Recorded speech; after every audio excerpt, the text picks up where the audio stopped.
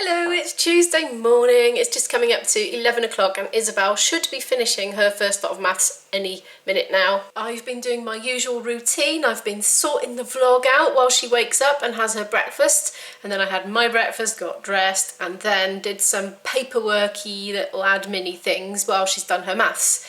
And now she's due a break and I'll probably do a little bit of housework for 20 minutes and then get a coffee and get set up for science.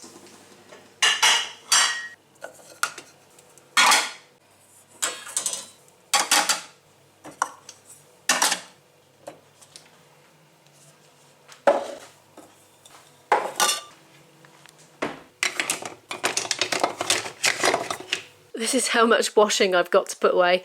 Let's power through, do that quickly now in 5 or 10 minutes.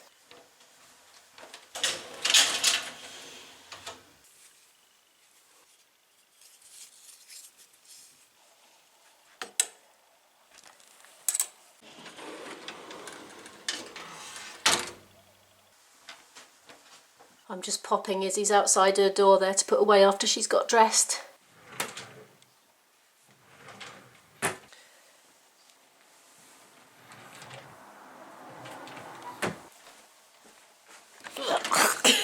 Not easy to do when you're vlogging. Stick it on the edge, shall I? Right, there we are. This is where I need my step to get up high enough. Oh, there we are. Just about wedged it in. Ta-da! Done it! Izzy's magicked up some more maths for me to mark as well. Excellent. So let's go and quickly deal with that. And then get the coffee pot on.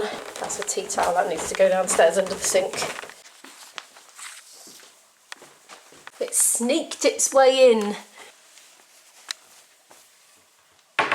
Right, if I put the coffee pot on now, I can be marking that maths quickly while it's brewing. I've still run out of decaf because I haven't been to a shop yet. I'm leaving it as long as possible to go to a shop, and I've still got quite a few vegetables left, like root vegetables and things that keep.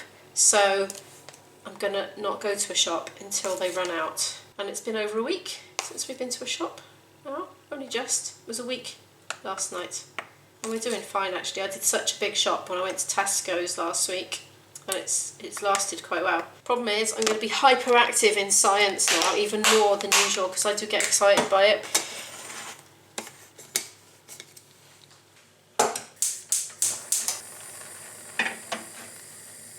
Oops, it's past. I've run out of time to mark maths, but I'll do it after. That is essentially what respiration is, because that glucose is useless to our body unless it is converted to a fuel that we can use, and that is ATP. Right, we've done an hour on science. Same thing as before. She's just not interested in photosynthesis and how it works. She's been a good girl. She sat at the table with me. She's like tried to prop her eyes open. We've stopped the video. I've had her doing some drawing. I've had her draw a big silly mixing bowl with the ingredients for photosynthesis in it. She's got a word equation up there. She's just copied it. I don't know if she's taken it in. She's done the chemically balanced equation there, but that's just copying. It's just so hard to get it in her head because she's just not interested. But, you know, she's well behaved. She's certainly gone through the motions to do it, but she's just been so passive, and getting her to construct a sentence about, for instance, the difference between photosynthesis and respiration, she's just like, it's like a brick wall comes down. Anyway, she's starving now, so she's going to make herself a ham toastie and a bit of salad, and then we're going to start up again in about 50 minutes. My observation on this whole thing of the forced learning, when you've literally got to sit down and try and soak up something you're not interested in, it seems to have a genuine physiological effect on the learner. Literally, it's like she goes into power save mode. The energy level just drops. It's like a state of depression almost. It's like a shutting down where you can't take in information that's being presented to you. It's like physically harder to learn this way.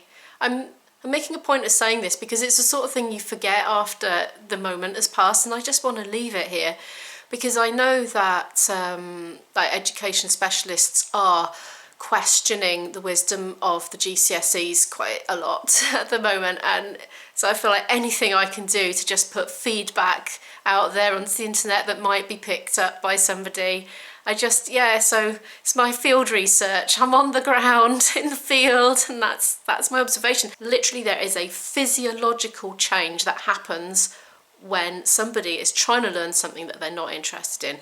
When she is interested in stuff, it's like she's alive, she's alert, and it's like a heightened state of alertness, trying to grab every bit of information possible when she's interested.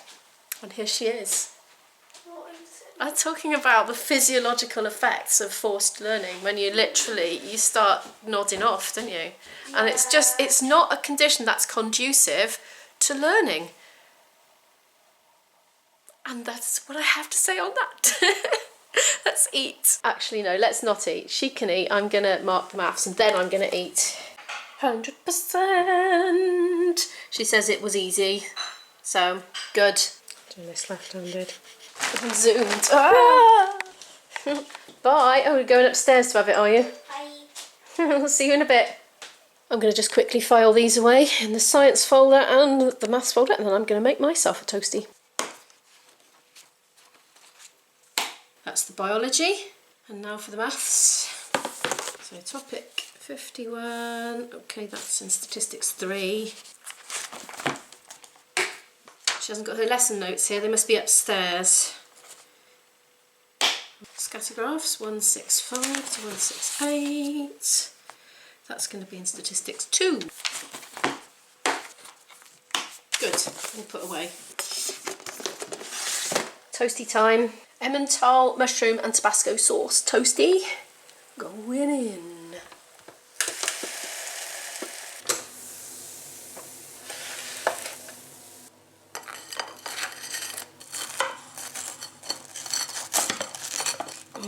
Smell that mushroom.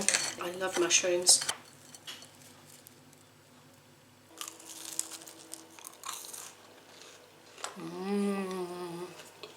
Okay, lunch over. Now I've set up a playlist on my channel called IGCSE Edexcel English Literature, and it's public, and none of these videos are mine, they're just ones I've found, and we've got a couple of videos to watch here. Haven't watched them yet, so if they're rubbish I do apologise. They are to do with the context and background, and we're going to watch both of those first, and then we're going to, over the next week or two, first of all watch the 1982 version, which is 1 hour and 20 minutes, and then we're going to compare it to the 2017 version. So that's our initial plan. And here's Isabel, she's just put the kettle on for me because I need tea.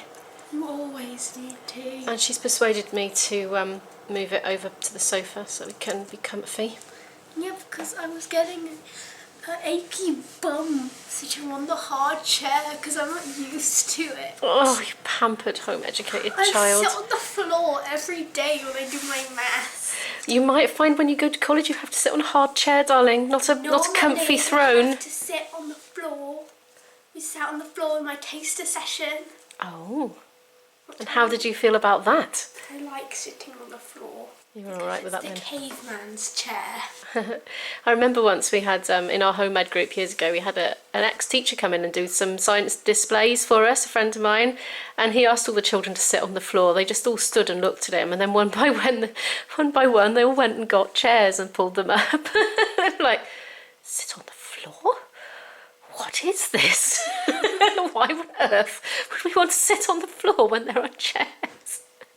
Kind of true. I don't think any of them had ever been to school, those ones, but you did go till you were 6, didn't you? So you'd had a bit of an insight. I would cry. I remember once I cried because I missed you on a school day. Because it was like, no, I can't see her for 6 hours.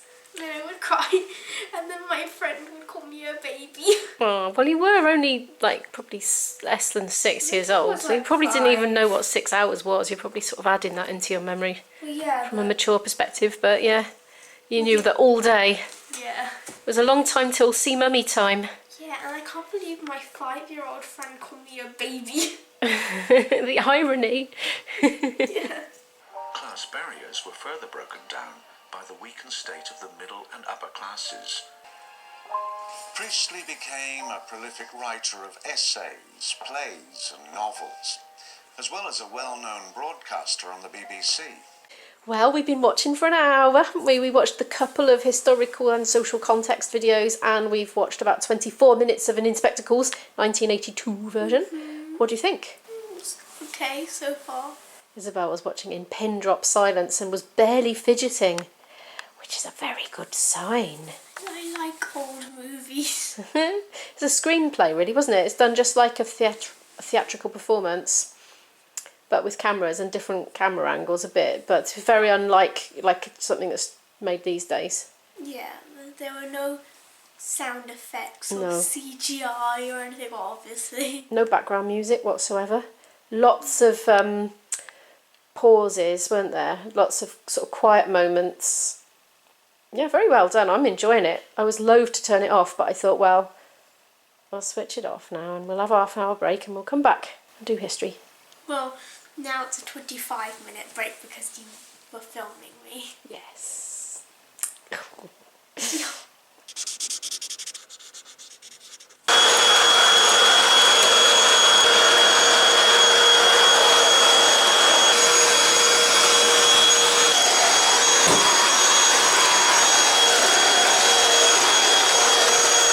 I have now hoovered the entire house apart from Izzy's 2 rooms because they were impenetrable in my break, and now it's time to start again and we're going to learn about the Tudors. We were about 20 minutes into history and somehow the conversation turned to the UCAS website and how there's a great choice of degrees, and Isabel's got sidetracked now, so she's looking through all the different degrees that you can do in different universities around the UK, and because she's fascinated by this and because obviously it's relevant to somebody who's 15, I'm going with it and seeing the value, because I've tried to talk to her about this before and she's never been interested, but all of a sudden she is, and she's like, whoa, I didn't know you could do all this stuff, and I'm sort of face palming at the other end of the sofa because I've been trying to tell her for years. You pick your favourite subject that you enjoy, that you want to get out of the bed in the morning to do, and then you look to see what courses are available. It'll tell you what degrees there are, and then you can see which universities do that, and then take your pick. See what the entry requirements are, what A-levels or BTEC level 3s you need to get on them, and go from there. Izzy has said when she goes to uni she wants to go to England, so it's a full and new experience. Are you making fun of me because it's not that adventurous? No, I'm interested in your reaction. Thanks for watching. I'll see you in the next one.